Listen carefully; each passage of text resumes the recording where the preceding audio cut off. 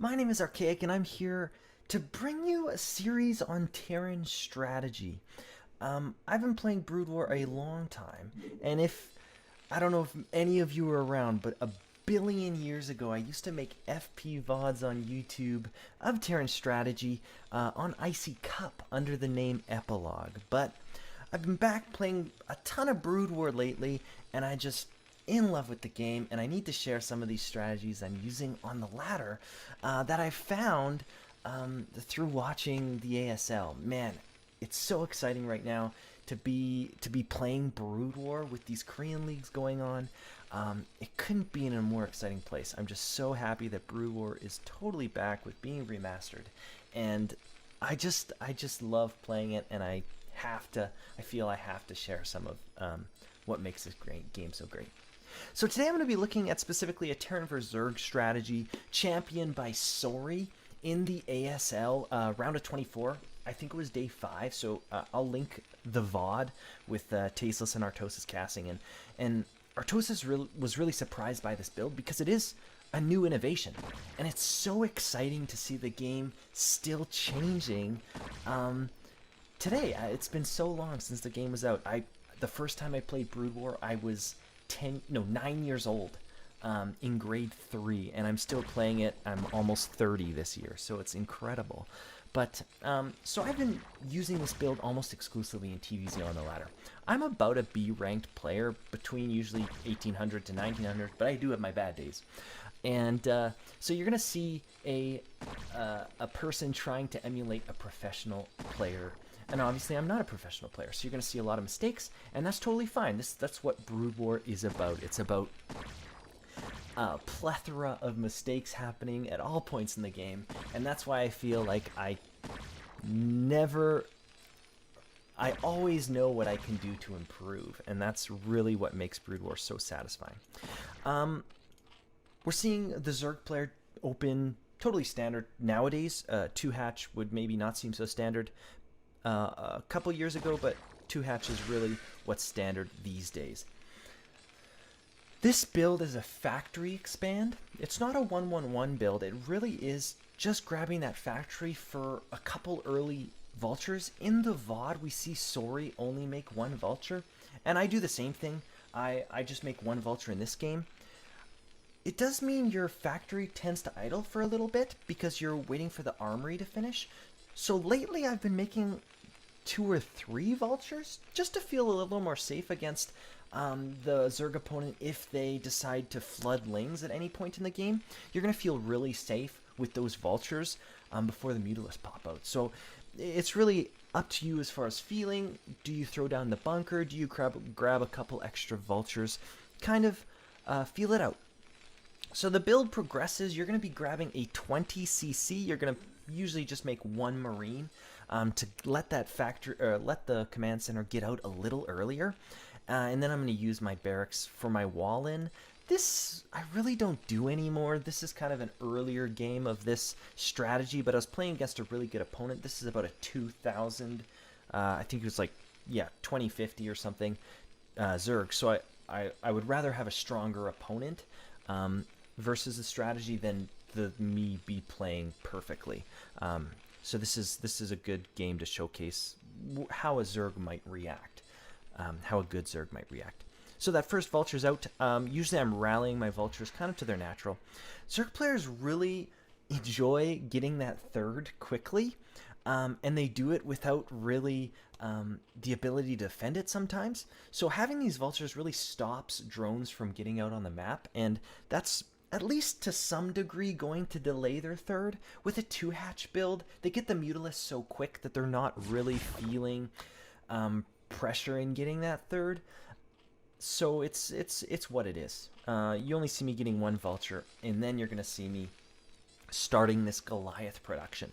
One of the ways I love to think about builds as a Terran player is gas. Gas allocation is really how would you say? A constant. It's a constant. Once I have my 3 SCVs on gas, you did see me pull them off and get my command center up, but I did put them back on. The first couple things I'm spending my gas on is an armory and a machine shop. From there, you're going to produce 6 Goliaths, and getting +1 weapon infantry armor. You would maybe expect me to be getting something out of this armory, but I am getting a fast engineering bay, or in this case, Sori got a fast engineering bay to get +1 infantry weapons. A neat timing you might want to stick in your glue in your brain is that infantry weapons take so long. It's like 168 seconds. It's forever. In that time, you can get an academy, stim, and marine ranged. So as this academy is about to finish, throw down that academy, and you'll see me screwing this build up. Obviously, I don't even have an academy yet, which is embarrassing, but that's okay. I'm learning the build as we go through this. Throwing down that academy, and you'll get all of those upgrades finishing right about that 8-minute timing. And why I mentioned the Goliath count is that's the moment where you can move out. At 6 Goliaths, you're going to have about a control group of Marine Medic with +1 weapons, which is so strong against the player who's opened Mutalisk. They really can't harass your army as you move across the map. One of the problems with opening Bio early is a Mutalisk player can delay you for years as you move across the map, just picking away at those Marine and Medic. But with Goliaths, your range is so great that the Mutalisk player really can't harass your army as you go across the map. Once those turrets are up, and I meant to mention this, but as a 2-hatch player versus a 2-hatch player, you really want those turrets to be finishing up right around 6 minutes. They can get those Mutalisks out really fast. A 3-hatch player, you've got like another 45 to a minute time to have the turrets up, so usually about 6:45, 6:30 I'm getting the turrets up against a 3-hatch. But against a 2-hatch, you kind of want them up at 6 minutes. In this game, he got his Mutalisks out just after 6 minutes, so maybe I'm getting those turrets a little early, but it's definitely something to investigate. Turrets are up, I've got my Goliaths out, I'm making my 6th Goliath, and this will be, you'll see that timer coming closer and closer to that 8-minute window when I want to move out. The first thing I'm producing out of this barracks once my academy finishes is 2 medics. You want as much energy on those medics as possible, and then as these barracks finish, you're just purely pumping Marines, 2 or 3 rounds of Marines, and then you move out. So right now is where I should be moving out. You see that 6th Goliath finish, but because I'm learning this build, look, my +1 weapons is late, I don't have my medics out, I'm sort of blumbering along. Somehow, I think I completely forgot the academy, so this push timing is going to be delayed for this game at least. But in your own practice, aim for that 8-minute timing where you have all of these upgrades finishing. I totally punted in this game with my academy timing, and that's okay. So I'm going to have a little bit different of a time window here. But here we go. I've got, it looks like I'm just waiting for those medics. Here we go. The push is coming. So I've got +1 infantry weapons. I should have both my academy upgrades done at this point. And we move out. Super strong against a Zerg that's transitioning from Mutalisk into Lurker. Instead, though, my opponent has decided to play Hydralisk, which is really interesting. My opponent is obviously much better than I am, at least as far as rating. And so he's seen something in this game that tells him he wants Hydralisk, and he's even upgrading ranged attack, which is quite unique. So maybe this is a reaction to the mech side of my build. He's decided that Hydralisks are going to be effective at countering that mech play. In that case, then Bio is a great choice for my build. My build has done a really good thing in giving me that mid-game advantage of playing Bio versus Hydralisk, because in my opinion, Bio backed up with tanks is going to be so strong versus Hydralisk. But I really can't get into the mind of this player. He is better than me, and I can only speculate. Now those Lurkers are coming out, and we see me moving out. So my first timing is at 8 minutes with 6 Goliaths and a control group of Marines. My second timing should be with 3 tanks and a science vessel. Where is my science vessel, you ask? Well, it's really late, and that's just a reality. I got a 4th barracks in this build for some reason, and I think maybe I just messed up a little bit in my thinking, but you should be getting that starport quite early and rushing up to Vessel right away, actually, even before you move out in that 8 minutes, you should be getting your starport. You really want your science facility to be done as close to that 8-minute mark as possible, because you want to start +2 weapons as you move out with your army. And it looks like I used these move outs to secure a third. Many Terrans will go from 2 base to 4 base, throwing down a third and a fourth. But with this build, I feel like you can be a little more flexible with your third timing. Get it a little earlier. I like to get it after my 8-minute move out. You see my macro is abysmal.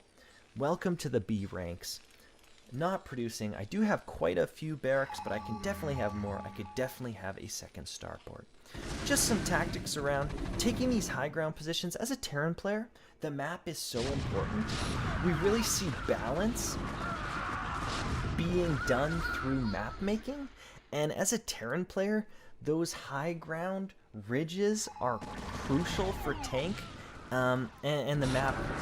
You really want to understand the map as a Terran player in all of your matchups. TvT, it's totally lines of tanks in specific positions on the map. TvP, that high ground is going to be so good at protecting your tanks from targeted goon fire. And then obviously TvZ, fighting lurkers downhill is much, much easier. That's really all I wanted to show you. I'm going to speed up the game a little bit more, and we're going to get to the conclusion.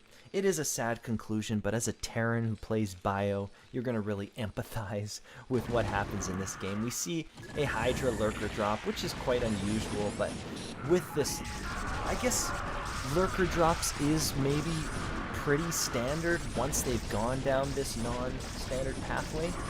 But the really strange thing with my opponent is he is not teching to Hive, and I definitely scan and I notice that, which is really strange. I would think as a Terran player I would be rushing for that Hive, but my opponent's totally comfortable playing in Lair Tech, which is totally okay. It just means I need to adapt to that. One of the ways I could have adapted is by getting another factory. Tanks specifically are very strong against Lair Tech. Vessels, really aren't the greatest against Hydra, right? Like, they're good against lurkers, they're good at giving you detection, but maybe I should have focused on that factory tech against this Zerg that really wants Lair. So again, just leaving small groups back to deal with these drops. It looks like I made an additional command center. My macro at one point, and you see, look at that gas bank. That really is an indication something's severely wrong. Whenever you have a gross sort of weighting on either minerals or gas, you really want to think about your production facilities, that there's something wrong with my production. And in this case, because of that gas bank, it's very clear that the problem is my vessels. I have so much gas that should be getting spent on vessels. He easily moves in, crushes me. If you've been watching the supply at all, you'll notice that the Zerg was first, even with me. Now he's ahead. I would say the Zerg player is ahead in every domain in this game, aside from tech. But he's done, a great job, and he's going to crush through me in no time. Taking out that fourth, and then you'll see me move out. And this is just the story of TvZ. You spend one moment not watching the army, and it's a bloodbath. And so at this point, I'm really far behind. Obviously, you can keep playing. I really enjoy the sort of early to mid game, and playing these late game scenarios can be exhausting. So I concede. So hopefully you've learned something. I'm going to be doing more of these, just showing you some of the things I'm doing on the ladder as a B rank Terran, and hopefully you find these helpful and enjoyable, and we'll see how this series continues along. I'm Archaic, and I'll see you next time for my strategy, deep look at Terran strategy.